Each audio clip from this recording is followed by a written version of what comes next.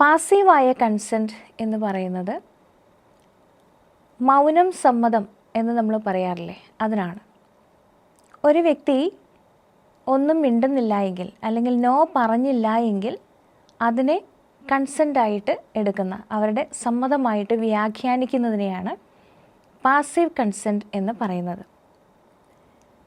ഇത്തരത്തിലുള്ള കൺസെൻറ്റുകൾ മിക്കവാറും നമ്മൾ ഡിസ്കസ് ചെയ്യുന്നത് സെക്ഷുവൽ റിലേഷൻഷിപ്പിൻ്റെയോ അല്ലെങ്കിൽ സെക്ഷൽ അബ്യൂസിൻ്റെ ഒക്കെ ഒരു സാഹചര്യത്തിൽ, കോണ്ടെക്സ്റ്റിലാണെങ്കിലും ഈ കൺസെൻറ്റ് എല്ലാ കാര്യങ്ങളിലും ബാധകമാണ്.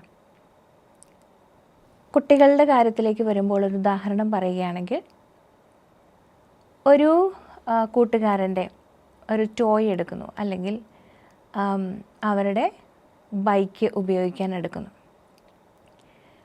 അപ്പോൾ എടുത്തോട്ടെ എന്ന് ചോദിക്കുമ്പോൾ മറ്റേ വ്യക്തി നോ പറഞ്ഞില്ല എന്നതുകൊണ്ട് അതിനെ അനുവാദമായിട്ട് എടുക്കരുത് എന്ന് നമ്മൾ കുഞ്ഞുങ്ങളെ പഠിപ്പിക്കേണ്ടിയിരിക്കുന്നു ചെറിയ പ്രായം മുതൽ.